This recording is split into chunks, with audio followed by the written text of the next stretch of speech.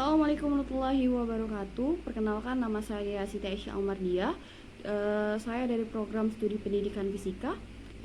Di sini saya akan mencoba menjawab soal UTS yang telah diberikan oleh Bapak Suhadi MSI selaku dosen pengampu mata kuliah pengantar relativistik.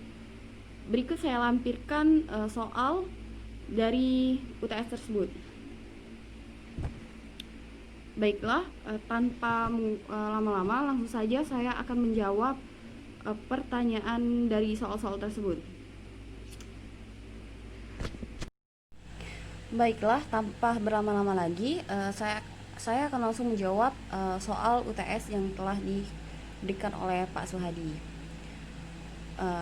Seperti yang saya lampirkan tadi kan ada soal dari UTS atau ujian tengah semester, terdiri dari 4 soal, dan ini merupakan jawaban-jawaban soal UTS yang telah saya kerjakan.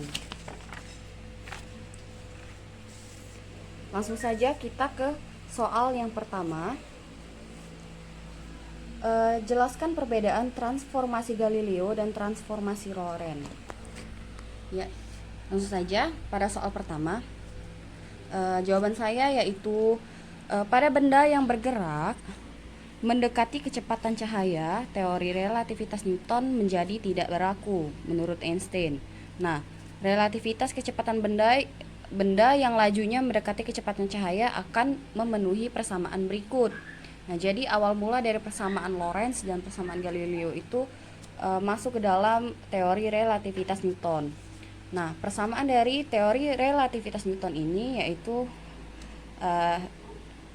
ini V2 sama dengan V1 lebih kurang V21 dibagikan dengan 1 lebih kurang V1 per V2 dibagikan dengan V2.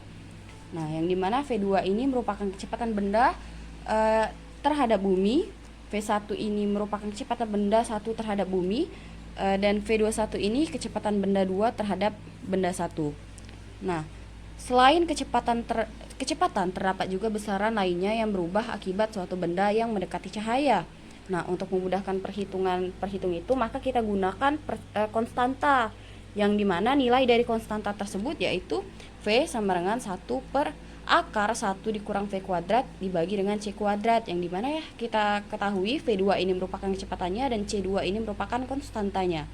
Nah, dengan demikian maka panjang benda yang bergerak dengan kecepatan mendekati kecepatan cahaya adalah L sama dengan L0 per gamma. Nah, yang dimana L0 ini merupakan panjang awal benda. Nah, untuk waktu benda yang bergerak dengan kecepatan mendekati kecepatan cahaya, yaitu T-nya sama dengan T0 X gamma. Nah, yang dimana massa benda yang bergerak dengan kecepatan cahaya adalah M sama dengan M0 X lambda. Nah, energi kinetik relativistiknya yaitu EK lambda dikurang 1 dikalikan dengan E0 sama dengan lambda dikurang 1 dikalikan dengan M0C2. Jadi, menurut penjelasan yang sudah saya jelaskan tadi, jadi transformasi Galileo dan transformasi ini sebenarnya saling berkaitan satu sama lain. Nah, yang membedakannya hanya kalau di transformasi Galileo kecepatan bendanya itu rendah, lambat dibandingkan dengan kecepatan cahaya yang dimilikinya. Nah, sedangkan kalau menurut dari transformasi Lorentz, nah kecepatan bendanya itu berlaku umum untuk semua kecepatan. Seperti itu. Lanjut ke nomor 2. Nah, untuk soal nomor 2 yaitu buktikan beberapa konsekuensi dari transformasi Lorentz berikut. Yang dimana yang pertama L sama dengan L0 akar 1 dikurang V2 per C2, sedangkan 2 T sama dengan akar T0. Baiklah, langsung saja saya menjawab soal dari nomor 2. Baiklah, ini merupakan jawaban saya untuk membuktikan bahwa L sama dengan L0 akar 1 dikurang V2 per C2.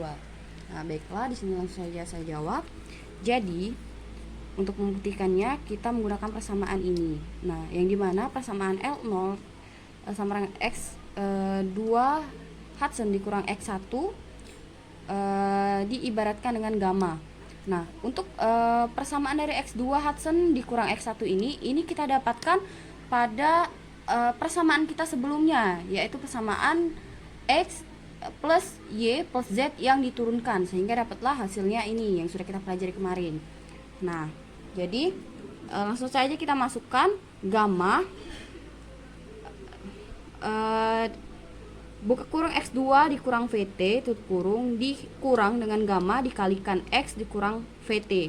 Nah, dari hasil ini dapat kita tuliskan gamma X2 dikurang gamma VT dikurang gamma X1 plus gamma VT.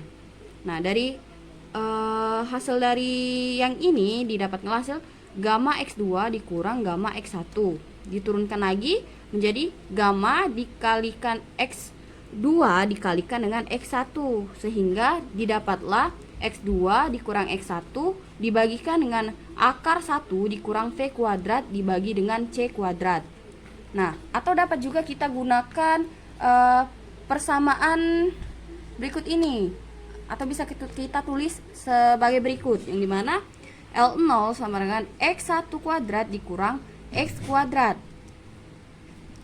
Kita samakan dengan yang di atas, rumus yang di atas, kita tinggal kita masukkan gamma dikalikan dengan X2 dikurang VT dikurang gamma dikalikan dengan X1 dikurang VT, maka dihasilkanlah gamma X2 dikurang VT X1 dikurang VT. Nah, ini karena udah dikalikan, jadi gamma yang di sini itu hilang.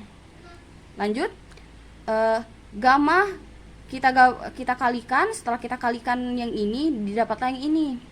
Nah, jadi gamma dikalikan X2 dikurang VT dikurang X1 plus VT. Nah, hasil perkalian dari ini didapatkanlah yang ini, yang dimana gamma X2 dikurang dengan X1.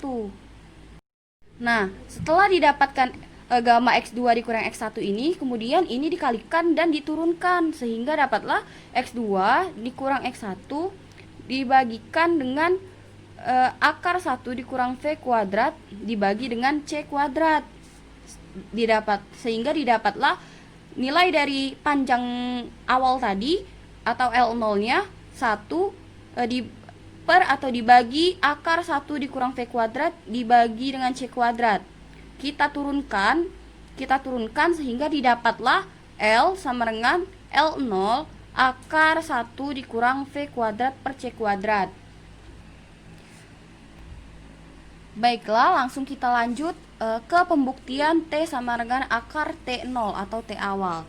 Nah, jadi di sini kita itu mempunyai T sama dengan gamma dikalikan dengan T1 plus Vx Hudson dikurang C kuadrat, atau T1 plus kecepatan X Hudson dibagikan dengan konstanta.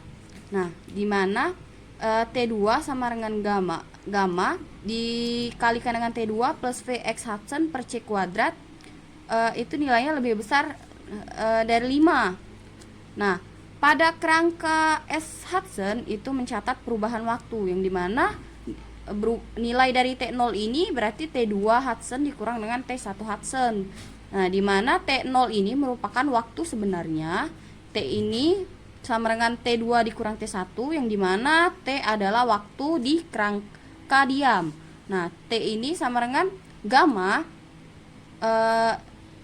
T2 Hudson plus Vx X1 dikurang per L kuadrat dikurang gamma T1 plus Vx kuadrat per C kuadrat. Maaf, ini C kuadrat.